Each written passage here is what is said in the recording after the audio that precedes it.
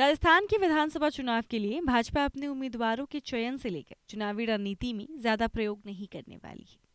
पूर्व मुख्यमंत्री वसुंधरा राजे को बिना चेहरा घोषित किए हुए उनकी राय को अहमियत दी जाएगी और प्रचार अभियान में वह राज्य की पहली नंबर की नेता रहेंगी। मौजूदा विधायकों में भी लगभग 25% के ही टिकट काटे जाने की संभावना है। 5 राज्यों के विधानसभा चुनाव में भाजपा की सबसे मजबूत स्थिति राजस्थान में है।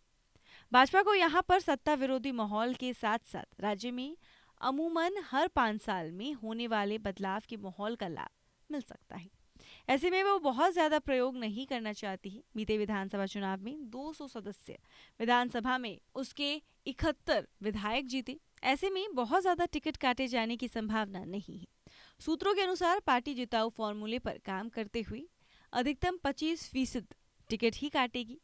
हालांकि पार्टी ने अन्य राज्यों की तरह से यहां पर बिना किसी चेहरे के चुनाव लड़ने का ही फॉर्मूला अपनाया है। इससे पूर्व मुख्यमंत्री वसुंधरा राजे का जो समर्थक खेमा है वो नाराज भी हुआ। सूत्रों के अनुसार भाजपा नेतृत्व इस मुद्दे को ज्यादा हवा नहीं दे रहा। उसने साफ संकेत दिए हैं कि वसुंधरा राजे की अहमियत बरकरार रहेगी। टिकट वितरण में उनकी राय अहम होगी और मेरिट के आधार पर ही उम्मीदवारों का चयन होगा। इसके अलावा प्रचार अभियान में भी वसुंधरा राजे सबसे ऊपर रहेंगी। गौरतलब है कि भाजपा ने अभी राजस्थान के उम्मीदवारों की घोषणा नहीं की है। हालांकि केंद्रीय चुनाव समिति की पिछली बैठक में राज्य के उम्मीदवारों को लेकर चर्चा हुई थी। इनमें कुछ सांसद व केंद्रीय मंत्रियों के नाम भी आए थे।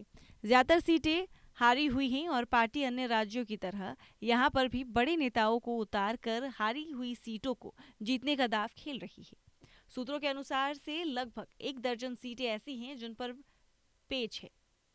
राज्य के नेताओं की राय व केंद्रीय नेतृत्व की रिपोर्ट को लेकर मतभेद भी चल रहा है।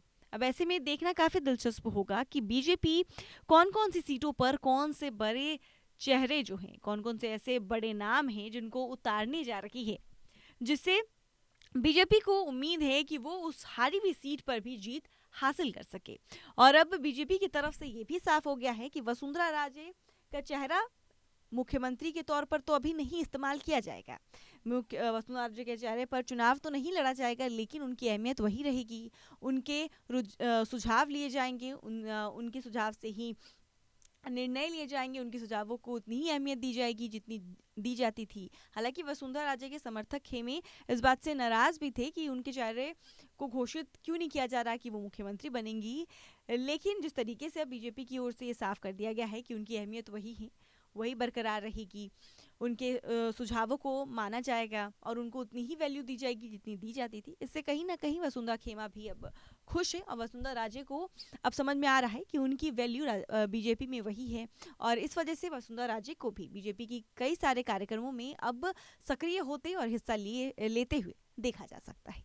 अब ये देखना काफी दिलचस्प होगा कि वसुंधरा राजे के सक्रिय होने के बाद बीजेपी को इसका कितना फायदा हो सकता है।